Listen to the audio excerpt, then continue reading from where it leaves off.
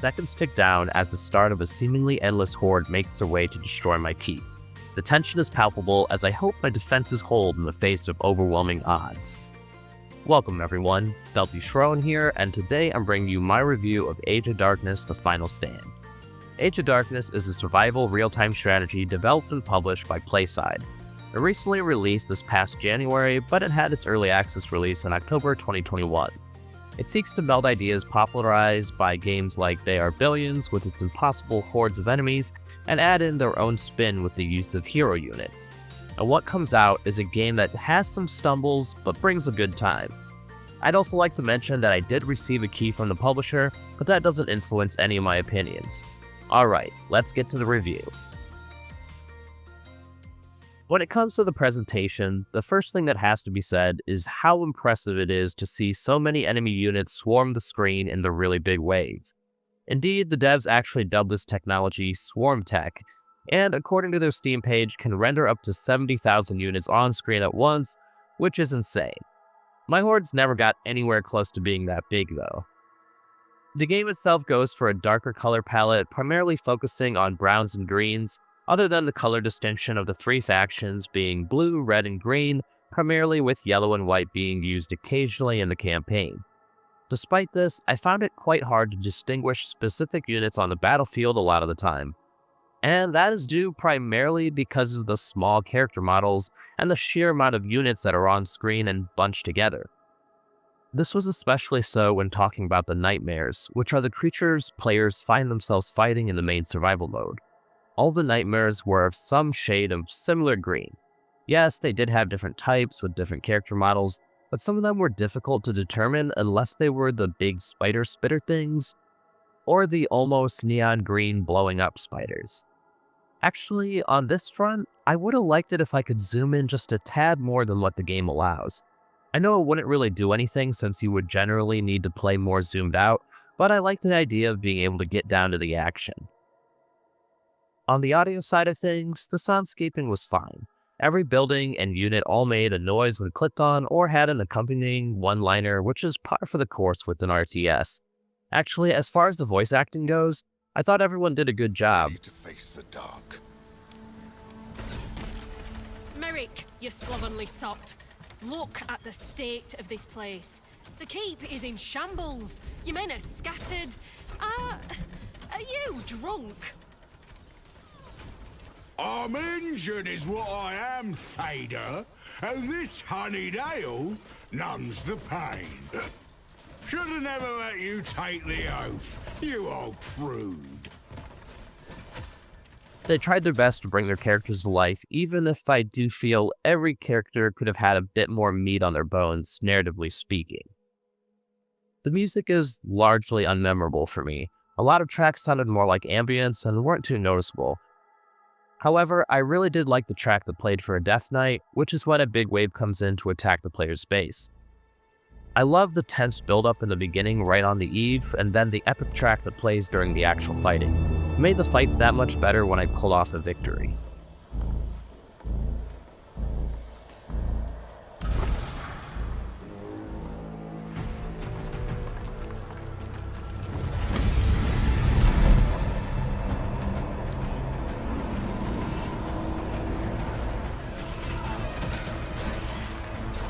Drink their blood!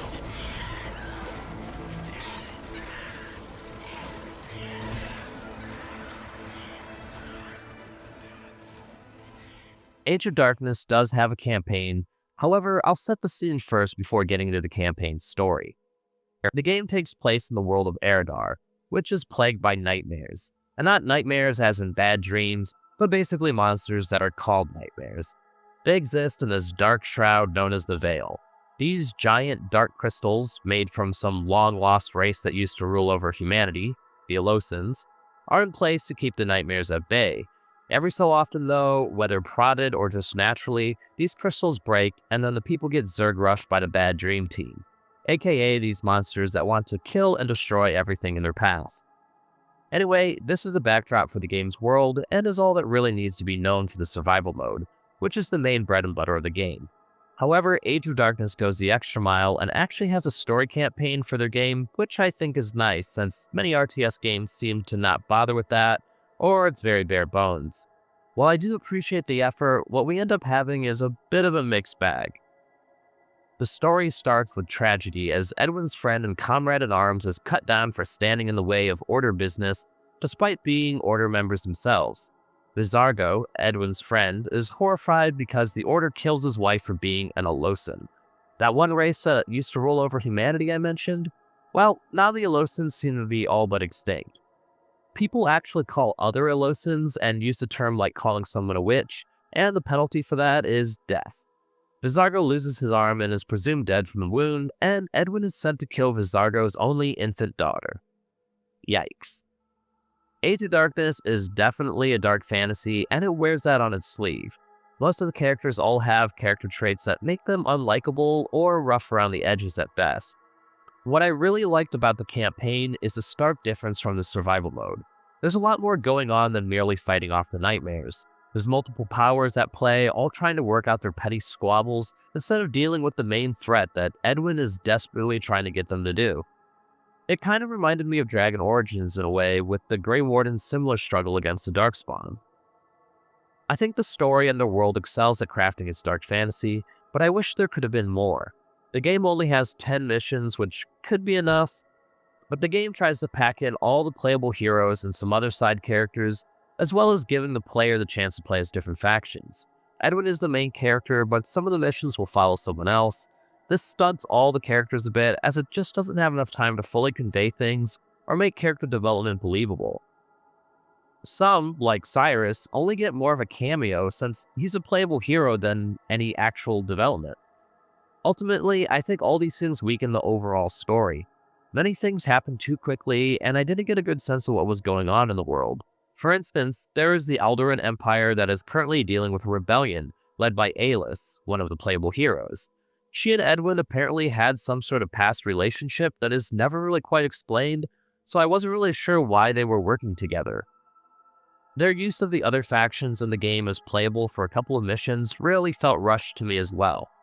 When I look at Warcraft 3, which this game has obvious inspirations from, they had a campaign for each faction. It gave it time to tell the story of the characters involved and also the corresponding group of people. I think the most egregious example of everything I'm talking about with the story is the narrative's use of Aurelia. So, right now I'm about to cover big spoilers about the story, so if you'd like to skip that, here's your warning to skip ahead to the gameplay section. Aurelia is a feisty young woman who is a squire under Edwin. In fact, Edwin has practically raised her from when she was a baby, because, surprise, surprise, remember that infant Edwin was supposed to kill? Well, he didn't. Instead, he raised Aurelia as his own. Although Aurelia kind of feels oppressed under Edwin and the Order and just wants to see some action. It kind of screamed teenage angst to me, and she actually was annoying. I knew I had to catch up to you, Edwin. And see? I told you I could help. I don't know why you doubt me. This isn't helpful, Aurelia. It's reckless. It disturbs me that you don't know the distinction. You directly disobeyed me. Well, her character just gets worse as the story continues. As the story progresses, she falls into the company of Vizargo, her father who was supposed to be, dead. It was never really explained why he was still alive, but now he looks all evil and has this red claw for an arm, after his original arm was chopped off.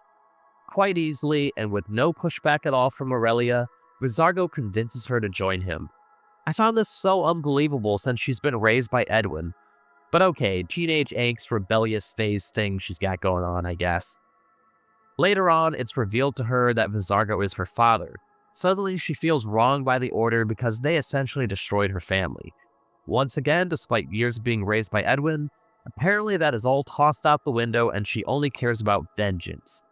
I found this particularly strange given that she knows certain individuals in the Order are corrupt or evil, whereas there are others like Edwin who aren't and truly believe in trying to help others. Anyway, this probably sounds like one big rant against the writing, and I suppose it sort of is. But I wanted to explain all this to make this point. None of this is actually all that bad. The main problem is it feels forced and clunky because the writers didn't really have enough in between to have a seamless transition in her character's development. Her change in demeanor feels undeserved and almost nonsensical.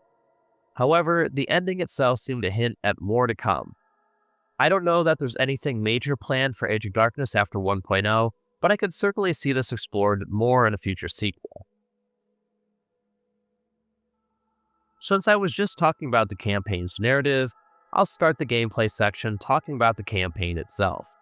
As mentioned, there are a series of 10 missions for the player to undertake, with each one unlocking after finishing the other. Some of them are straightforward, with you controlling your hero or heroes and a band of soldiers as you make your way through the map. Although most of the maps have RTS elements of gathering resources and building up. In each mission, players have set objectives, with many not revealing until completing the primary objective. Other optional objectives can be revealed in most of the maps through exploration, which I thought was neat. Originally, I was going to say I thought the campaign was a bit difficult. However, I realized most of my losses were because I pushed the objectives too fast, triggering the next one which I wasn't ready for, like getting attacked by a bunch of enemies. Luckily, most of the time you have all the time in the world to build up your base and forces before tackling the objective. There are points where it's time, but these are few and far between. The other way I triggered a loss state was when one of my heroes died, and this was incredibly frustrating, especially with the squishier heroes like Aurelia. There were too many times when you could be swarmed by a burst of nightmares, and suddenly their health drops to 0 faster than you could react. At times, it felt like the only way to ensure their safety was to not even use them, which is pretty lame. Although I did get better at pulling them away from battle if things got too dangerous. As mentioned, I wish the campaign was longer. You barely get any interaction with the other two factions, being the Rebellion and the Volatus, or using many of the other heroes. Just having the campaign longer could have served as a better introduction to the game mechanics, factions, and heroes. All that said, what here isn't bad, but it's not that great, and I wouldn't recommend anyone pick up Age of Darkness for the campaign alone. And that brings us to the actual reason you'd be buying Age of Darkness, which is for the survival mode. You could either play this by yourself or play it in co-op mode with a friend to face the unrelenting hordes. Most of my time spent with the game was actually playing it together with my wife. It was a ton of fun, and despite our many losses, we always felt ready to jump into another match and see if we can improve on our defense. This mode plays out over the course of several days and nights. During this time, you're exploring with your units and clearing away small groups of nightmares. Occasionally, you'll come across points of interest that, if cleared, can grant you resources and units. However, some of the special nightmares can inflict a debuff on your units, causing them to be horrified. While they're in this state, they move slower and can't regenerate their health as fast as when out of battle. The only way to clear this is by moving near your keep or flame towers that you can construct once you research the tech. To explore, it's practically essential to continually build these so you could fight under the light. Well, unless you're playing as the Volatus, who can gain benefits from being horrified. About exploring, players also need to make sure they're not neglecting building up their infrastructure and defense. They do this by building lumber yards for wood and quarries for stone and iron. The trade bazaar is also incredibly useful for buying much needed resources or selling to gain extra money. Houses also provide money but need to be supplied by food producing buildings. It may sound like a lot, but it's actually fairly straightforward compared to some other RTS games out there. The juggling act comes in the way of worker placement because each building is manned by a certain number of people for maximum efficiency. Furthermore, each troop also pulls from this population pool, similar to something like the Stronghold franchise.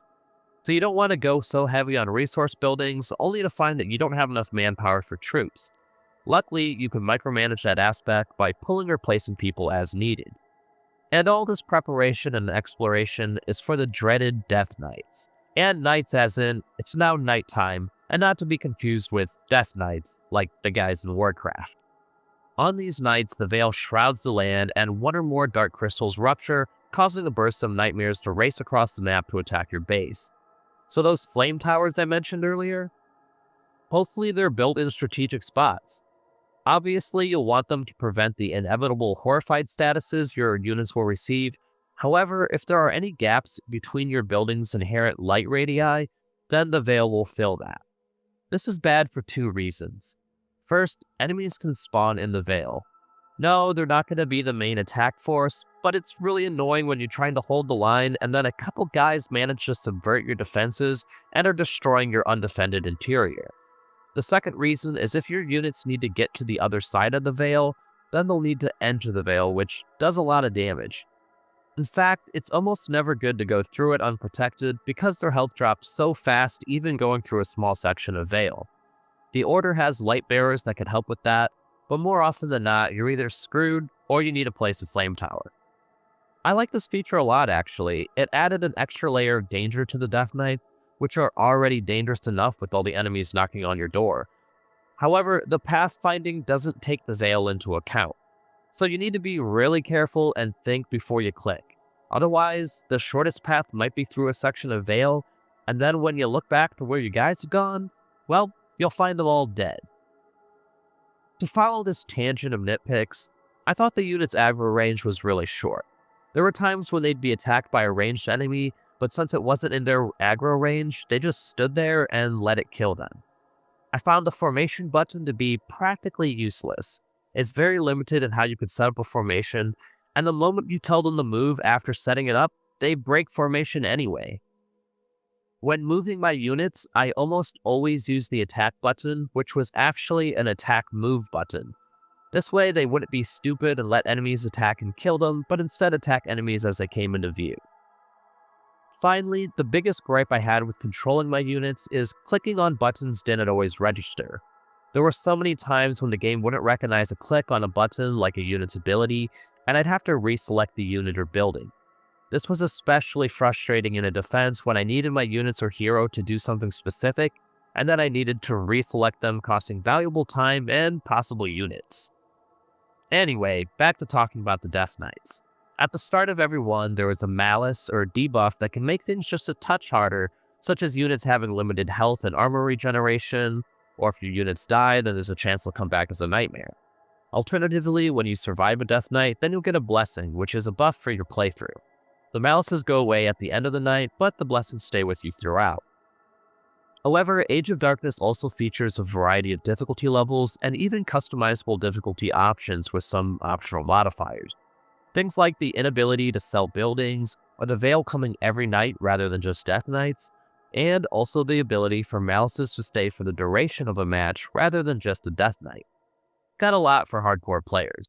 So far, my wife and I have only ever played on easy, but pretty sure we'll graduate to normal soon.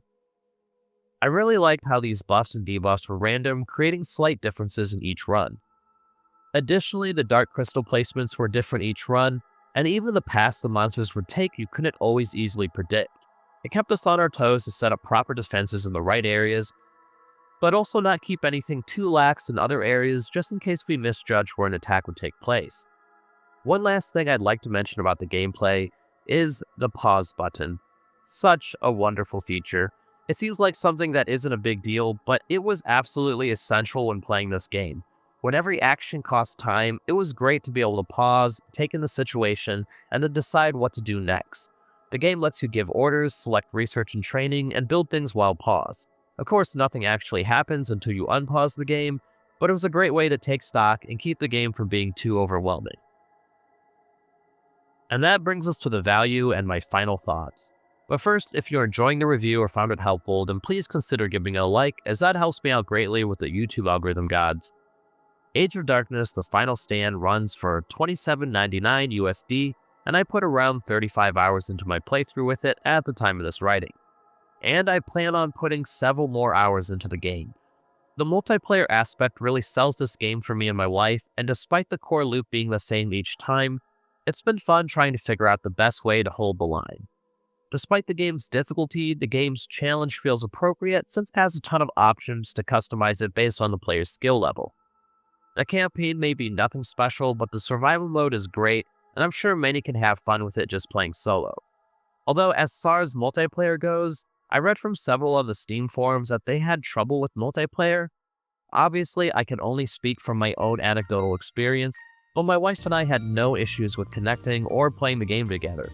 So hopefully any issues were ironed out if you're looking to play this with a friend. If you played the game, let me know your thoughts in the comments below. If you haven't, then let me know if it sounds like something you'd be interested in, or if you have any other questions. I hope this video helped you in some small way, and if it did, then please consider leaving a like, comment, subscribe, or whatever it is you feel like doing. Thanks for watching, and have a nice day.